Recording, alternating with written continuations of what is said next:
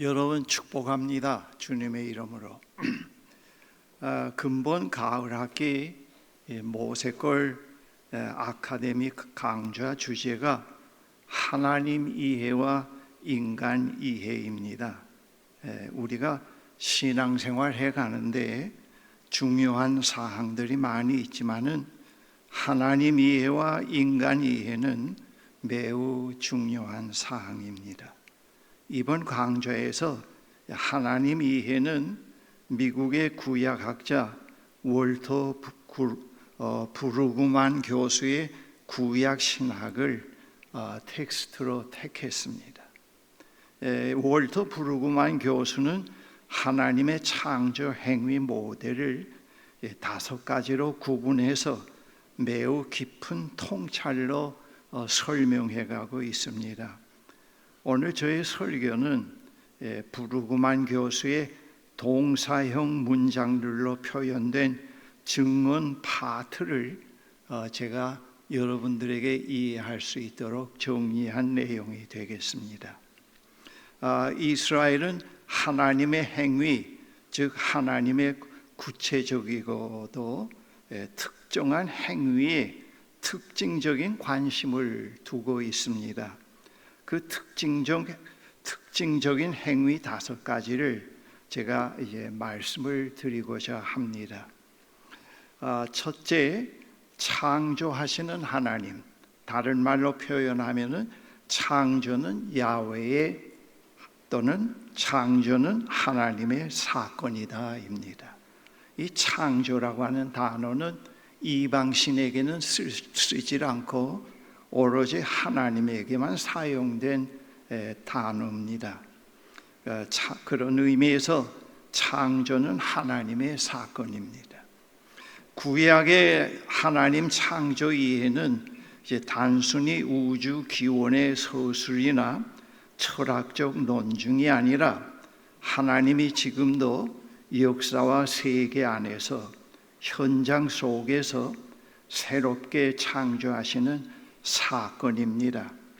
하나님의 창조는 완결된 사건이 아니며 하나님의 현재적이고 지속적인 행위입니다. 창조하시는 하나님의 핵심을 정리하면은 이러합니다. 창세기 1장은 단순한 우주론이나 추상적 교리가 아니며 하나님이 혼돈과 무질서를 질서와 생명으로 바꾸시는 실제적 사건입니다. 이는 성전이나 제도적 종교 안에서만 일어나는 것이 아니라 즉 일상의 역사, 사회, 정치, 자연에서 펼쳐지는 창조라고 하는 의미를 담고 있습니다. 창조는 이미 끝난 과거 사건이 아니라 현재 진행형입니다. 하나님은 끊임없이 새 하늘과 새 땅을 만들어 가시면서 억압과 파괴가 있는 곳에서 새로운 가능성을 여시는 하나님이십니다. 따라서 창조는 곧 구원과 이어지며 이스라엘 역사 속 해방 사건, 즉 출애굽 또 이 창조의 연속입니다. 하나님은 질서를 세우시지만은 그 질서는 경직된 제도가 아니라 생명을 살리는 개방된 질서입니다. 예를 들면 안식일 규정은 창조 질서의 일부이면서 동시에 인간과 피조물 모두에게 자유와 쉼을 주는 해방의 창조입니다. 창조 신학은 단순히 자연에 관한 교리가 아니라 정치적 신학으로 읽어야 됩니다. 예를 들면 바벨론 제국은 혼돈과 억압을 가져오는 반창조 세력이고 하나님은 그런 제국을 무너뜨리시고 새로운 창조 질서, 정의, 평화, 해방을 세우십니다. 따라서 창조는 곧 하나님의 정의로운 통치가 세워지는 사회적 사건입니다. 두 번째로 약속하시는 하나님이십니다. 여기서 약속한다는 것이 하나의 동사입니다. 창세기 12장부터 시작되는 하나님의 이야기는 하나님의 약속입니다. 하나님은 아브라함에게 땅과 자손 그리고 복을 약속하십니다. 이 약속은 단순히 개인에게 주어진 것이 아니라 이스라엘 공동체 전체를 세우는 뿌리가 됩니다. 따라서 성경의 서사시는 약속하시고 이스라엘이 그 약속에 응답하며 그 약속이 성취되거나 좌절되는 과정을 반복적으로 보여주고 있습니다. 하나님의 약속이 언제나 현실의 고난과 긴장 속에서 이해됩니다. 출애굽 노예 상태 속에서 자유를 약속하시는 하나님, 포로기 절망 속에서도 자유를 약속하시는 하나님의 약속은 항상 현재의 결핍과 갈등과 모순을 넘어서는 하나님의 미래를 지향하게 됩니다. 그런데 우리는 그 모순에 늘 생각을 집중시키고 갈등과 불안정한 문제에다가 늘 우리의 시선을 고정시키기 때문에 그 이면에 하나님의 창조 약속이 창조적으로 되어가는 사건을 우리가 받아들이지를 못하게 됩니다. 하나님의 약속은 단순한 말이 아니라 세계와 현실을 새롭게 창조하는 말씀의 행위입니다. 현실을 그대로 두지 않고 새로운 가능성의 세계를 열어줍니다. 따라서 약속은 단순한 위로나 심리적 안정이 아니라 현실을 바꾸는 대안적인 비전입니다. 하나님의 약속은 자동적으로 성취되지 않습니다. 이스라엘은 순종과 불순종을 통해 약속의 열매를 경험하거나 잃어버립니다. 약속은 개인적 관계라기보다도 하나님과 백성 사이에 살아있는 신뢰와 응답의 관계입니다. 따라서 신앙은 단순한 믿음의 동의가 아니라 약속하신 하나님께 응답하며 참여하는 삶이 됩니다. 신앙은 단순한 개인적 위안이 아니라 약속의 세계를 현재 속에서 바라보면서 살아내는 실천인 것입니다. 우리는 약속했다고 하면 노력 안 들이고 내 소원 그대로 다 이루어질 거라고 하는 하나님으로 자꾸 가두어 놓고 그 하나님께 뭘 구하고 이루어준다 안 이루어준다 하면서 그 이면에 크게 하나의 흐름으로 그 약속을 이행해 가시는 하나님의 활동 행위에는 전혀 감을 잡지 못하고 살아가면서 그 약속을 꼭 받아내는 것이 신앙이라고 그렇게 강박관념에 사로잡혀 있기도 합니다. 여러분, 오늘 제가 말씀드리는 이 내용을 잘 소화해서 이해하면은 신앙생활에 또 한 번 견고한 새로운 안목과 흐름으로 올라설 수가 있습니다. 세 번째, 구원하시는 하나님. 구원한다는 것이 하나님의 행위와 관련된 동사입니다. 우리는 하나님을 단순히 추상적이거나 철학적인 개념으로 하나님을 이해하지 않고 역사 속에서 행동하시는 주체로 이해해야 합니다. 따라서 구원은 개인의 내적 경험만이 아니라 공동체적이고 역사적인 사건 속에서 드러납니다. 출애굽 사건은 이스라엘의 신앙과 구원을 이해하는 토대가 됩니다. 하나님은 억압받는 노예 상태에서 백성을 해방시키고 자유롭게 하시는 해방의 하나님으로 나타납니다. 이는 단순히 과거 사건이 아니라 오늘날에도 하나님이 억눌린 자들을 구원하시는 방식의 모델로 제시되고 있습니다. 구원은 하나님과 백성 사이의 언약 관계 안에서 경험됩니다. 하나님은 해방만 하시는 분이 아니라 백성과 관계를 맺고 그들이 새로운 공동체로 살아가도록 하십니다. 따라서 구원은 억압에서 자유로라는 전환뿐 아니라 방황에서 언약의 공동체로라는 새로운 삶의 정착을 포함하고 있습니다. 하나님의 구원은 단순히 영혼의 구원이나 내세의 보장으로 축소되지 않습니다. 구원은 경제적, 사회적, 정치적, 영적 차원 모두에 걸친 총체적인 해방입니다.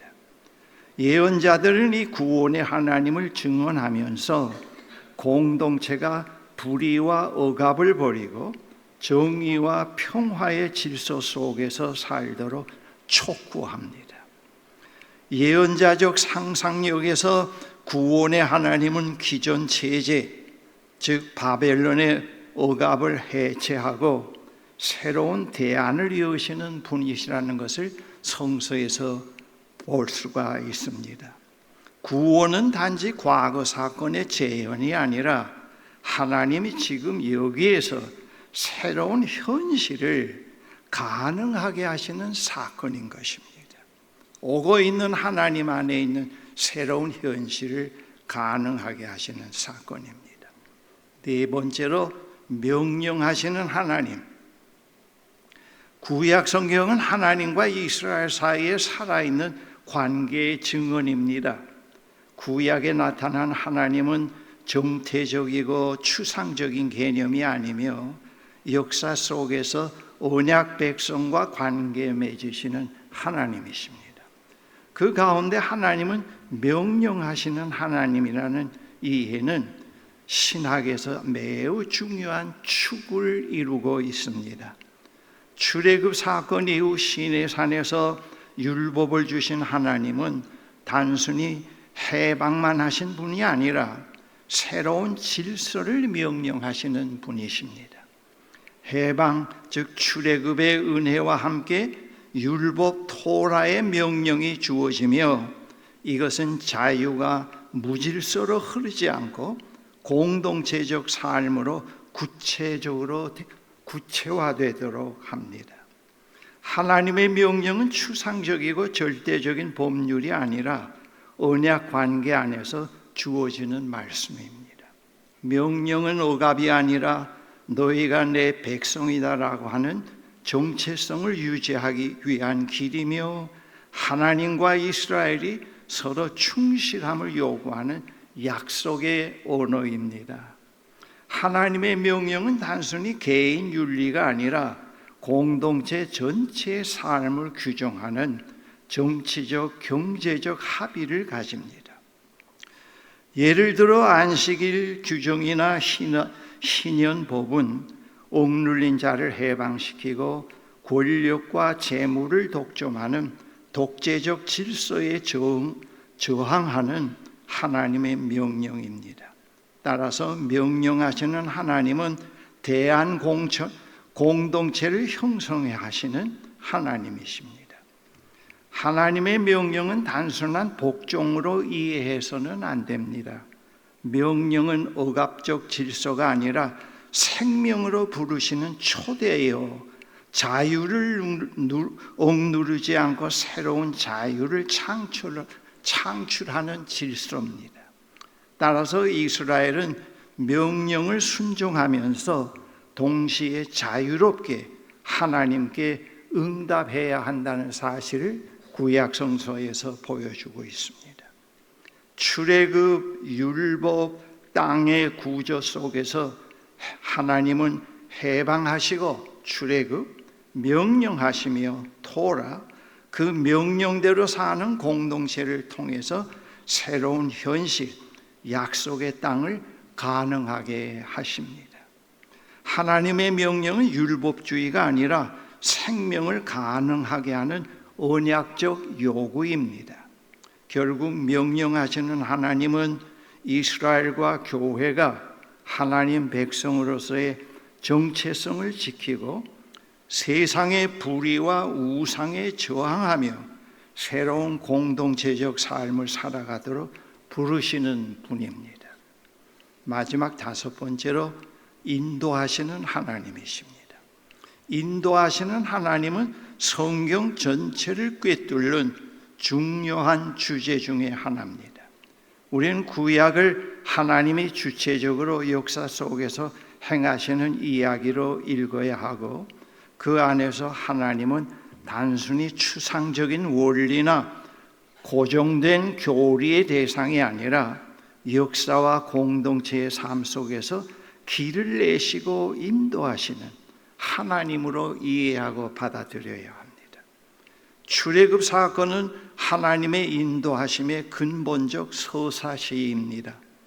애굽의 억압에서 해방시킨 하나님은 단순히 구출만 하신 분이 아니라 광야를 통과하게 하며 새로운 질서와 공동체를 형성하도록 인도하신 분이십니다. 광야는 무질서, 불확실성, 위험의 자리지만 동시에 하나님의 만나와 율법, 임재로 이끄심을 경험하는 축복의 자리이기도 합니다. 즉 인도하시는 하나님은 자유롭게 하시고 새로운 길을 열어주시는 하나님이십니다. 우리는 길을 인도하시는 하나님이라고 할 때는 나만 축복하고 나만 잘 되는 하나님으로 묶어놓게 됩니다마는 여기서 우리는 벗어나야 됩니다. 하나님의 인도하심을 단순히 현재의 보호로 축소해서는 안 됩니다. 하나님은 이스라엘을 약속의 땅으로 향하게 하시는 분이십니다. 이 과정에서 인도하심은 즉각적인 만족이 아니라 기다림, 소망, 그리고 새로운 정체성의 형성을 포함하고 있습니다. 인도하시는 하나님은 미래를 향한 약속의 하나님이십니다. 그래서 이 하나님의 인도에는 즉각적인 효과가 나타나질 않고 상당히 그분만 바라보면서 그 과정에서는 시험과 시련과 고난을 하나님을 힘입어서 이겨갈 때 최종적인 인도의 장소로 인도받게 되는 겁니다. 이게 상당히 중요해요. 우리는 하나님 인도를 할 때는 실패가 없는 삶, 질병이 없는 삶, 항상 웰비잉 삶, 그걸 하나님의 인도로 늘 착각하고 하나님을 거기에 묶어 놓습니다. 그러니까 우리 신앙은 항상 갈등이고 응답이 없는 삶이요, 하나님 창조와 완전히 흐름에서 벗어난 신앙 속에서 몸부림칠 수가 있는데, 이런 점들은 우리가 깊이 생각해 봐야 할 문제입니다. 하나님은 무질서 속에서 길을 내어주시는 분이십니다. 그 길이 토라 율법으로 주어져서 공동체가 어떻게 살아가야 할지 보여줍니다. 하나님의 율법은 억압적 규율이 아니라 해방된 공동체가 하나님과 정의롭게 동행하도록 인도하시는 지침입니다. 시편에서 하나님은 양을 인도하는 목자로 인생의 위기와 적대 속에서 보호하고 방향을 제시하는 분으로 노래하고 있습니다. 선지자들은 하나님이 정의와 공의의 길로 백성을 이끄는 분이라고 하는 것을 증언하고 있습니다. 하나님의 인도는 단순히 개인적인 평안이 아니라 사회적 정의와 새로운 공동체 질서로 인도하는 인도입니다. 인도하시는 하나님의 이해를 단순한 개인적 차원의 길 안내, GPX 같은 기능으로 축소하지 않아야 합니다. 하나님의 인도를 받으면 실패도 없고 항상 내 소원대로 되고 평안하고, 이건 굉장히 위험한 겁니다. 하나님의 인도는 그러한 관점을 넘어서게 됩니다. 하나님은 역사와 사회 속에서 새로운 가능성을 열어주시는 분이시며 억압적 질서를 벗어나서 자유와 정의로 나아가게 이끄시는 하나님이십니다. 따라서 하나님의 백성은 하나님이 열어주시는 새로운 길을 잘 분별하면서 광야 같은 현실 속에서 소망을 붙들고 정의의 공동체를 살아내는 것이 하나님의 인도하심에 응답하는 삶이 됩니다. 창조하시는 하나님, 약속하시는 하나님, 구원하시는 하나님, 명령하시는 하나님, 인도하시는 하나님, 이 하나님의 창조 행위는 과거의 이야기가 아닙니다. 현재도 미래에도 주님이 오시는 날까지 계속되는 하나님의 창조의 행위인 것입니다. 우리는 이 하나님의 창조의 행위를 늘 묵상해 가면서 이 캄캄한 어두운 세상 속에서 계속해서 이 어두움을 넘어서 이런 행위로 창조해 가시는 하나님의 인도를 받고 그의 명령을 깨닫고 그의 인도하심을 받아가는 그런 훈련이 절대 필요합니다. 고난이 와도 하나님의 창조는 계속되고 고난이 와도 하나님의 명령은 계속됩니다. 그래서 고난 속에서도 하나님을 찬양하게 됩니다. 그 찬양은 하나님의 창조가 어떤 악의 세력에 의해서 불의한 세력에 의해서도 중단되지 않고 있다는 겁니다. 우리의 믿음은 바로 거기에 있고 우리의 희망은 거기에 있고 우리의 기쁨은 거기에 있습니다. 그래서 우리는 고난이 와도 실패가 와도 늘 하나님께 감사할 수 있고 기뻐할 수 있고 항상 기도할 수가 있습니다. 우리는 그 하나님을 늘 생각할 수 있어야 됩니다. 그래서 이 신앙생활의 성숙은 바로 이 하나님을 자꾸 놓아드리고 참다운 하나님의 활동을 보고 시선을 집중시켜가는 것입니다. 이건 상당히 중요합니다. 여기서 진정한 자유를 배울 수 있고 하나님께로부터는 평강과 마음의 깊은 자유함을 우리가 경험해 갈 수도 있습니다. 이건 뭐 틀림없는 이야기입니다. 거짓말이 아닙니다. 평강 그 자체를, 안정 그 자체를 목적으로 하고 내 삶에 어떤 그것이 있어야 마음대로 살 수 있기 때문에 그것을 목적으로 한다면 안 되지만은 하나님 창조는 어떤 장애물 속에서도 하나님은 약속하시는 하나님, 구원하시는 하나님, 명령하시는 하나님, 인도하시는 하나님, 이 하나님을 항상 바라볼 때 우리는 하나님과 함께하는 창조의 파트너의 삶이 가능합니다. 창조의 파트너로 살면 복받고 잘 되느냐? 어떤 오래전에 목회자 세미나를 할 때 목사님들이 여러 분 오셨는데 제가 그 목사를 비판하는 거 아닙니다. 우리의 신앙이 바로 그런 사고에 묶여 있다는 걸 말해 주려고 합니다. 제가 하나님은 우리의 소원대로 뭐나 다 이루어주는 하나님이 아니라는 것, 그리고 우리 목회자는 자꾸 성숙되어 가면서 내가 성숙되어 가면서 명예와 욕심과 그런 어떤 인간의 시선으로부터 자꾸 자유해 가면서 이 교회 주인은 하나님이시고 나는 코패스터라고 하는 교모한 자세로 목회를 해나가야 된다고 하는 뜻에서 제가 그런 얘기를 했더니 어떤 목사님 한 분이 목사님 그렇게 하면은 장로들이 내 말 잘 듣고요 교회 부흥하고요 사람들이 많이 모이나요? 이건 잘못된 거. 우리가 전부 이런 식으로 예수 믿기가 쉽습니다. 전부 자기가 축이 되어서 자아에 묶여가지고 하나님을 전부 거기에 묶여놓을 수 있고 자유하는 하나님으로 풀어놓지 못하는 그런 하나님으로 우리가 묶어놓을 수 있는데 우리는 거기서부터 벗어나야 됩니다. 하나님 창조에 늘 관심을 가지고 하나님 내가 지금 가난하고 사업에 망해도 당신의 창조는 계속된다고 하는데 내 기쁨이 있고 감사가 있고 기도가 있습니다.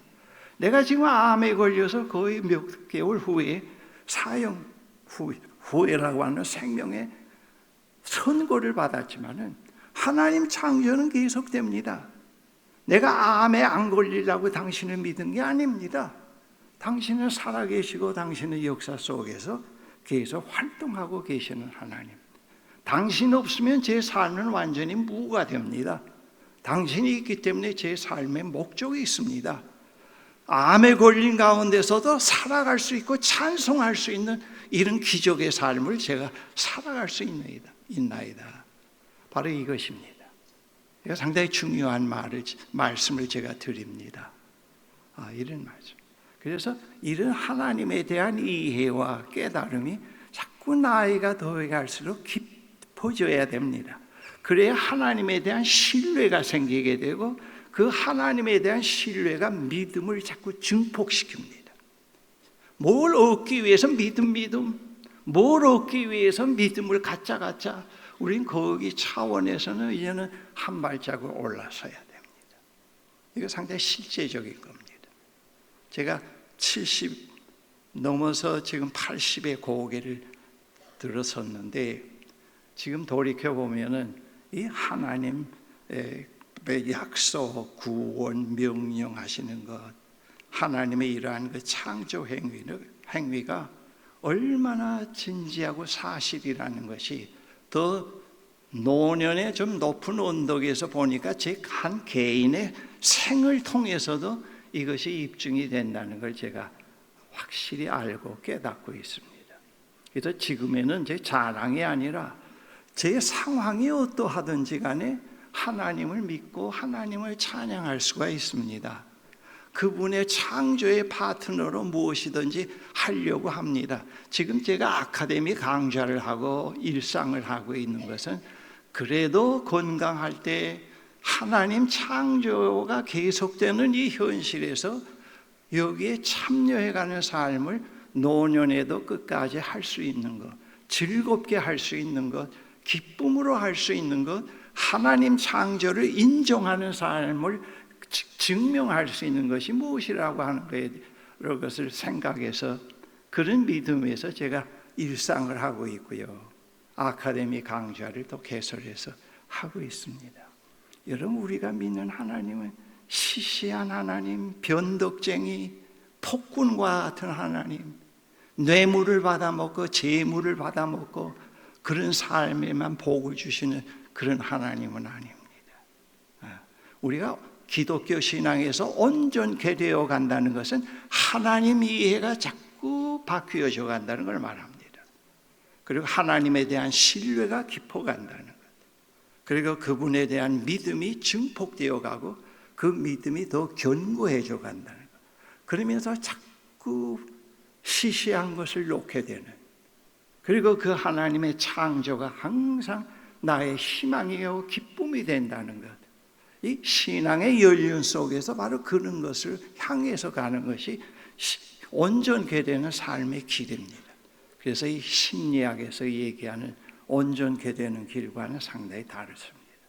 이제 이 창조에 관한 강의가 전반에 있고 근본학계 후반에는 인간이해에 대한 강좌가 를 해보려고 하는데요.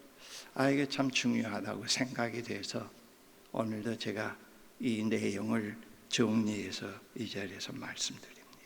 예수 그리스도의 십자가와 부활은 하나님 창조의 성취요, 이 성취에 또 담겨진 하나님의 뜻과 약속이 있습니다. 이걸로 끝나는 게 아니고 그것이 실현되어 가고 있는 과정입니다.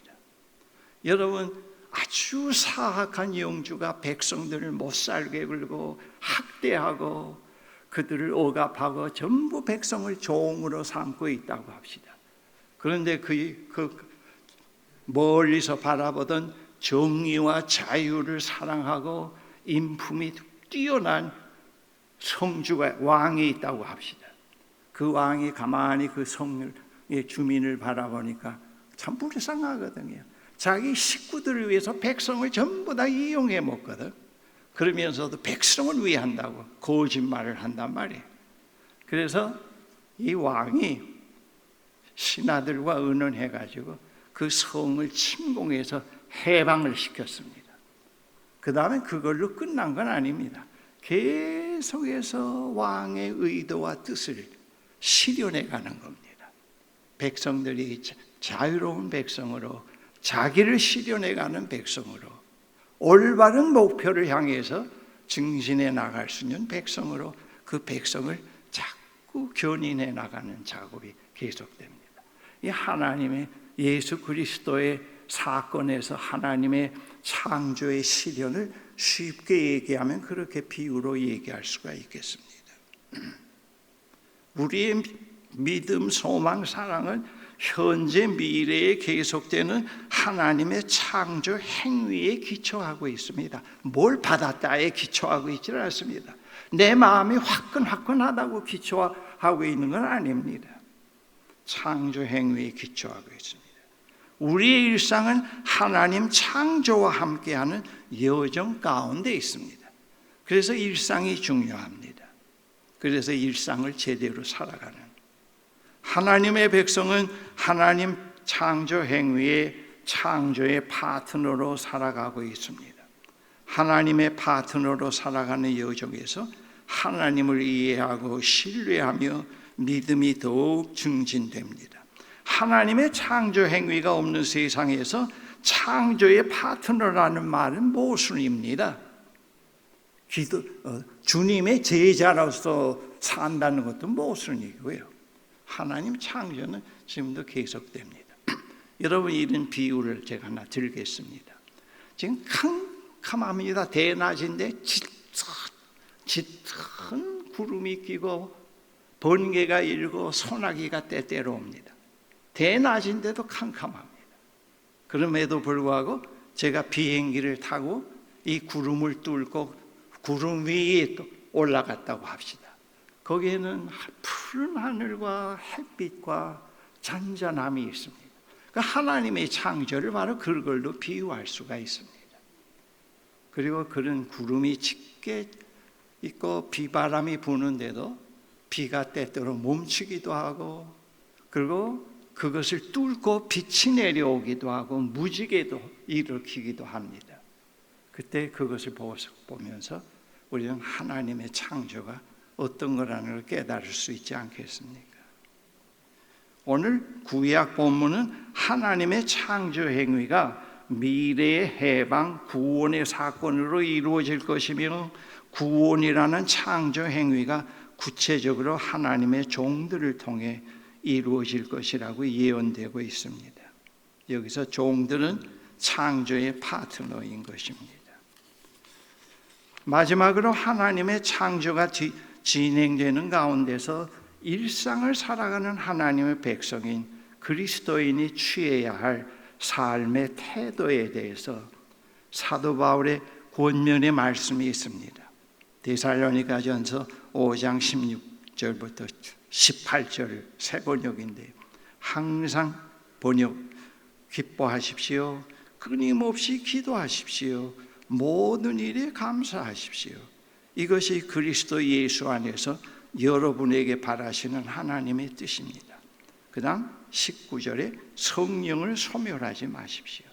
항상 기뻐하라고 하는 것은 항상 창조의 활동을 해가시는 하나님의 그 상황을 놓치지 말라고 하는 것입니다.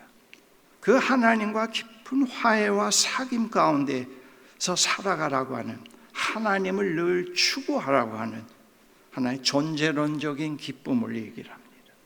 항상 하나님의 인재를 구하는 태도입니다. 끊임없는 기도는 하나님과 사귐 속에서 비롯되는 하나님과 깊은 대화입니다. 하나님과 대화가 끊어지지 않아야 한다는 것입니다.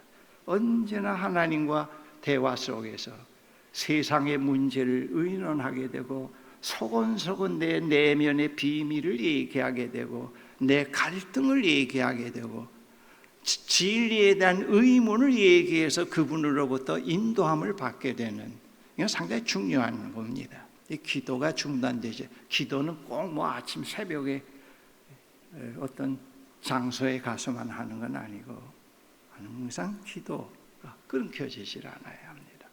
아무런 자기들과 똑같이 보이지만은 그분에게는 항상 내면에 또 하나의 깊은 세계 속에서 대화가 이루어지고 있습니다.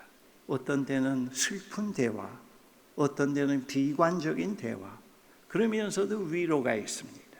바로 그런 것입니다. 그 다음 모든 일에 감사하라고 하는 말을 하나님께서 모든 일을 주관하신다는 사실을 믿고 살아가는 태도입니다. 조금 전에 말씀드린 대로 좋은 일뿐만 아니라 어려움 속에서도 하나님의 뜻과 목적에 깊은 신뢰를 갖고 살아가는 것을 말합니다. 세상을 긍정하는 것을 말합니다. 그리고 특별히 사도께서는 성령을 소멸하지 말라고 말합니다. 예수 그리스도와 십자가와 부활 사건과 함께 그 다음의 내용이 실현되어 가는 과정에서 주도적인 역할을 하는 분이 성령이십니다. 여러분 오늘 이 모여서 꽉 차진 않았지만은 우리가 하나님께 예배드리는 것도 이 성령의 역사 속에서 이루어지는데, 이 자리에 온 우리 모든 분들이 내가 오늘도 나온 것이 성령의 인도함 때문이야, 내가 여기 와서 예배 드리는 것도 성령의 인도함 때문이야, 그렇게 그 성령의 역사를 늘, 행위를 늘 시인하면서 사는 분들이 우리 모세골 교회에 많으면 좋겠어요. 많으면 좋겠어요. 내 몸이 이렇게 불편해도 내가 집에서 앉아서 단정히 옷을 입고 앉아서 온라인으로 하나님을 예배하는 것도 하나님 창조가 있기 때문이야. 이거 상당히 중요해요. 항상 성령의 활동을. 제가 이 모세골에 이제 이런 일상이나 이런 것도 사랑하는 형제 자매들의 봉사, 그 모든 걸 성령의 활동으로 받아들이고 있습니다. 목사님, 나는 목사고 너희들은 섬겨라, 그게 아닙니다. 똑같은 자리에서 섬기고 위로하고 도와가면서 성령께서 우리와 함께 하시기 때문에 이런 역사가 일어나, 그 역사예요. 하나님 창조의 역사로 제가 받아들입니다. 돈 벌이 위해서 하는 거 아닙니다. 하나님의 백성들을, 창조의 파트너를 보다 활력 있게 이 역사 속에서 살아가기 위해서, 가게 하기 위한 그런 일로 그 일을 지금 해오고 있습니다. 그래서 또 그런 콘텐츠로 있었기 때문에 모세골이 생겨난 거 아닙니까? 이건 노년에 할 일 없어가지고 그냥 후원 받아가지고 이걸 짓고, 그 다음에는 할 일 없어서 여기 이 강사 저 강사 끌어들여가지고 그냥 운영해가고, 이제 그렇게 하기 위해서 생겨난 거 아닙니다. 이 성령과 함께하는 콘텐츠가 없으면 이 모세골은 생겨날 수가 없습니다. 콘텐츠를 실현해 가기 위해서 이런 장치가 필요합니다. 그래서 어떤 사람은 상당히 비현실적이다 그래요. 콘텐츠가 없어서 자기 명예와 자기 욕심을 구현해 가려고 하니까 이 시설이 맞질 않거든. 그러나 나에게는 이 시설이 딱 맞아요. 내 콘텐츠 때문에 이 시설이 지어졌기 때문에, 그리고 형제들과 자매들과 함께 하기 때문에. 그래서 이 콘텐츠가 없으면 이 모세골은 생겨나지 않습니다. 때때로 목사님들, 은퇴하시는 목사님들이 와가지고 목사님 나도 은퇴한 후에 이거 하려고 하는데 얼마 들었습니까? 하는데 그건 참 웃기는 이야기죠. 제가 그 앞에서 웃기지 마세요 하는 얘기는 안 했습니다만 그냥 속으로는 웃습니다. 네. 하나님이 하신 일입니다. 그의 뜻을 실현해 가기 위해서 생겨난 겁니다. 그렇게 마음으로 얘기를 하고 있습니다. 사랑하는 여러분, 우리는 상당히 행복한 사람들입니다. 하나님 창조의 흐름 속에 함께 흘러가고 있고 그분의 행위 속에서 같이 동역하면서 살아가고 있기 때문에 세상이 아무리 어렵고 험하더라도 이런 삶의 스타일, 이런 소망, 이런 의미를 빼앗을 자가 없습니다. 누가 빼앗을 수가 없습니다. 우리는 확실한 길을 걷고 있고 확실한 안내를 받고 있습니다. 이걸 늘 묵상하십시다. 오늘 이 시대에 이런 하나님을 우리가 바라보고 섬기지 않으면은 항상 어두운 사건, 하나님이 안 계신 것 같고 AI가 하나님 대신해서 하나님 자리에 있는 것 같고 자꾸 그래서 깊은 회의에 빠져서 항상 회의 속에서 항상 오물작교물작 하면서 살아갈 수가 있어요. 그런 신앙 뭐 하려 하겠습니까? 오히려 신앙 버리고 자유인으로 살아가는 게 더 낫지. 어떤 분은 신앙생활 열심히 하던 청년이 기독교 신앙을 떠나서 살아가면서 뭐라고 기염을 토했는가 하면 기독교 신앙에서 벗어나니까 이렇게 자유롭고 좋은 세상이라고 하는 얘기를 했습니다. 그 상당히 진리라고 자기는 그렇게 얘기하겠죠. 그러나 그거는 이전에 하나님 창조 속에 사는 삶을 깨닫지 못하고 파악하지 못한 겁니다. 여러분, 우리 하나님 창조는 계속되고요. 보라 만물을 새롭게 하느라고 하는 하나님의 교리 속에 약속 속에 명령 속에 인도하심 속에서 하나님 창조는 그 시간을 향해서 계속 가고 있습니다. 거기에서 우리 개인의 삶을 접목시켜야 됩니다. 우리 공동체의 삶을 접목시켜야 되고 거기에서 우리 국가가 해가는 일을 또 접목시켜야 됩니다. 저는 이 근세사를 거의 다 경험한 사람 아닙니까? 그렇죠? 북쪽에서 해방되는 그 시간에 방공호로 뛰어들던 어릴 때의 생각, 그때부터 이 남쪽에 와가지고 전부 다 경험하고 있습니다만, 그러나 오늘 이 시점에 와서 한국에서 오늘날 되어지는 이 여러 가지 사건들을 볼 때 역시 하나님 창조가 한국에도 있었다는 걸 이해를 해요. 그러면서 한국 역사를 그런 관점에서 자꾸 해석해 가고 있습니다. 그리고 한국의 미래가 지금 이런 작당으로 끝나지 않는 것, 이들이 연구하지 않다는 것, 우리의 미래는 분명히 밝다는 것을 알고 있고 희망을 가지고 기도하고 있습니다. 여러분, 우리 이 하나님을 믿고 우리 오늘 고백의 기도 후에 여러분들 사도신경 외웠는데 암송했는데 그 사도신경을 오늘 집에 가서 가만히 음미해 보십시오. 하나님의 창조의 행위를 고백하는 내용이에요. 예수 그리스도의 사건을 중심으로 해서 하나님의 창조 행위가 어떻게 진행이 되어가는가 하는 그런 내용입니다. 그걸 우리가 고백하면서도 그 하나님은 안 믿어요. 그냥 나 좋게 하는, 병 안 들게 하는 거, 출세하게 하는 하나님만 자꾸 찾지요. 엉뚱한 데서 하나님을 찾을 수 있잖아요. 그건 상당히 반성해야 될 문제지요. 여러분, 그 사도신경을 가만히 음미해 보십시오. 하나님의 창조 행위를 고백하는 그런 고백입니다. 하나님의 창조가 어떻게 진행되고 있는지, 삐딱한 인생관으로 짧은 어떠한 사상가의 이론 하나를 가지고 먹고 살려고 하고 그걸 위대한 것으로 삼고 살면 안 돼요. 뭐 이 하나님 창조 활동에서 그런 것들은 아무것도 아니에요.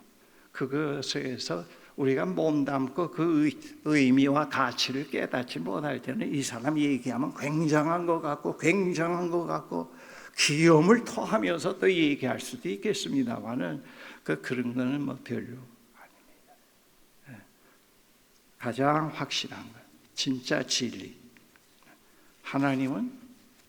하나님의 창조는 지금도 계속된다고 하는 것. 오늘도 미래에도 앞으로도 계속되는 그 세상에 우리가 살고 있다는 것, 그 세상 속에 그런 창조의 활동 속에 부름을 받았다는 것, 그 흐름과 함께 우리가 살고 있다는 것, 오고 있는 그 미래를 향해서 우리가 나아가고 있다는 것. 그래서 늘 강건할 수 있도록 조그만 일에 상처받고 교회 안 나오고 그러지 말고 영혼이 잘된 같이 보험사에 형통하면서 영혼의 강건함이 있도록, 이 기독교인이 참 조그만 일에도 상처받고 조그만 일에도 좌절하고 그래요. 이 강건하지를 못해요. 우리는 강건한 하나님의 백성이 돼야 되겠어요. 강건한 하나님의 백성으로 어떤 풍파가 와도 지성적으로 모든 것이 다 부인되고 하나님이 없는 것처럼 생각이 되는 순간에도 조용히 눈 감고 보면 내면 깊이에 하나님은 계셔 하는 가느다란 소리가 들릴 때가 있습니다. 그럴 때 우리는 그걸 붙잡아야 돼. 하나님, 의심이 큽니다. 하나님이 없는 것 같지만 지금 내면에서 하나님은 계시다고 하는 아주 가느다란 소리를 내가 받아들여요. 그게 하나님의 인도하심으로 제가 받아들입니다. 100% 확신, 100% 믿음, 그건 불가능해요. 그러나 우리는 하나님과 동행하는 가운데서 그의 인도를 배워가야 되고, 그의 명령을 배워가야 되고, 그의 치유를 통해서 치유되어 가야 되고, 그런 삶으로 우리가 나아가야 됩니다. 기도하십시다. 전능하신 하나님, 오늘 우리가 사는 세상, 오늘뿐만 아니라 오래전의 세상도 하나님이 안 계신 것 같고요. 하나님은 무력한 분 같고요. 오히려 인간들의 득세가 더 훌륭하게 보일 때가 있곤 합니다. 우리에게 부딪힌 모든 개인적인 문제와 불행을 통해서 늘 집착하고 있기 때문에 하나님이 안 계신 것 같기도 합니다. 우리는 하나님이 계시다면 내게 고난도 없고 질병도 없고 모든 게 잘 되어야 된다는 전제에 묶여 있습니다. 그런 전제를 이루기 위해서 하나님을 찾곤 합니다. 그러나 하나님은 거기에 노란하시는 하나님이 아닙니다. 하나님은 세상을 창조하시고 그 이후에 하나님의 창조는 지금도 계속됩니다. 이건 분명한 사실이요 진리입니다. 앞으로도 계속될 것이요, 앞으로도 목적하신 그 목표점까지 분명히 창조가 진행될 것입니다.